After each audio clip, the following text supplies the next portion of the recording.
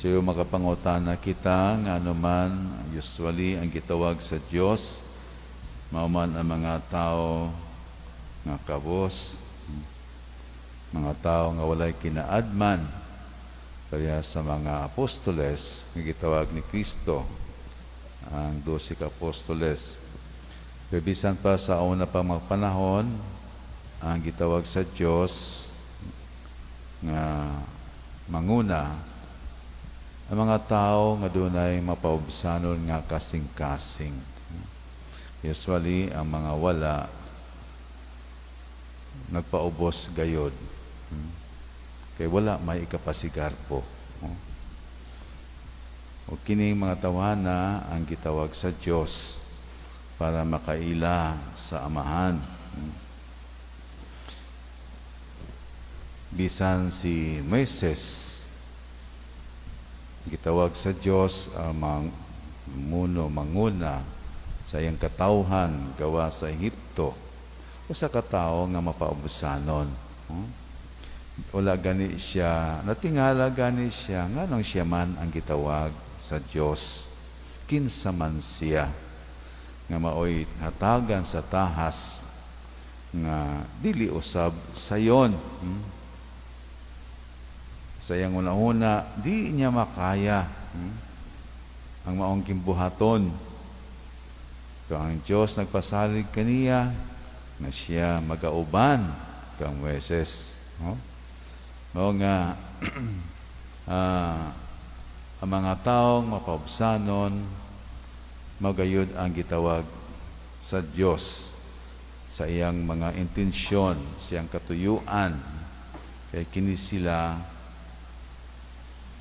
dali nga makasabot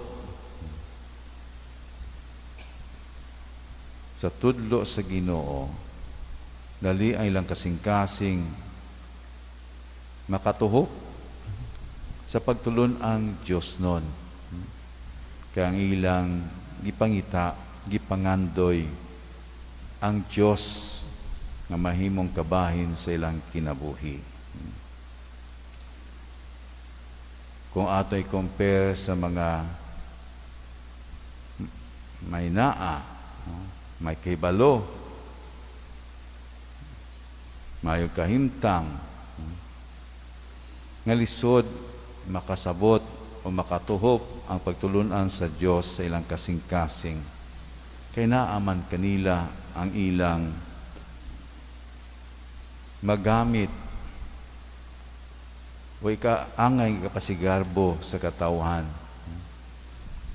nga hindi na walay kinahanglan nga mailan pa nila ang Diyos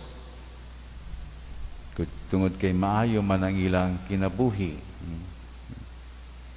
Dili nila masabtan ang pagtulunan sa Diyos nga ingon lamang ana kadali maglisod nga makatuhop ang pagtulunan sa Diyos sa ilang kasing-kasing ug una-una.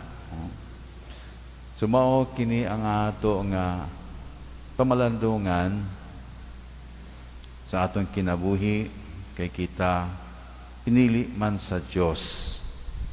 Papaubsanon ba ang atong kasing-kasing? Ato bang nahimo ang sugo sa Diyos kanato? Nga mahimong tagasangyaw sa kinabuhing Diyos nun? O doon na pa'y daghang butang nga angay natong bag-uhon o improve sa atong kaugalingon. Kaya adunay tendency nga sa pag-abot nato sa kinaadman, sa kibalo, sa atong kahibalo sa Diyos nung kinabuhi, kini mahimong babag, hinuon sa atong pagsangyaw sa Diyos nung pagtulunan. Mahimo kita mapakisirgabuhong sa mga butang nga atong naabot o naangkon. Ikan sa wala, nakakabot kita o kinaadman kay balo. Tungod sa tudlo sa simbahan ug usahay mao kini ang hinungdan nga kita magpasigarbo sa atong kaugalingon. So atong sundon ang mga tao na pinili sa Dios nga itong unang-una pa, nga wala nila ipasigarbo ang pagpili sa Dios kanila. Bisan si Haring David, mas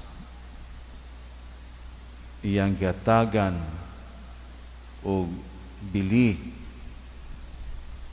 ang iyang pagkapinili mga sa kanunay siya nagpaubos sa Dios o bisan pa sa nahimo ni David nga kasalanan gipadayon sa Dios ang iyang saad ngadto kaniya.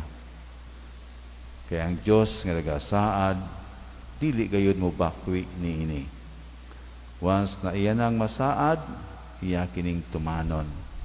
So unta ato sab tumanon ang atong mga responsibilidad isip mga katawhan sa Dios. Paningkamutan nato bisan pa og pila kahigayon nga kita napakyas ni ini.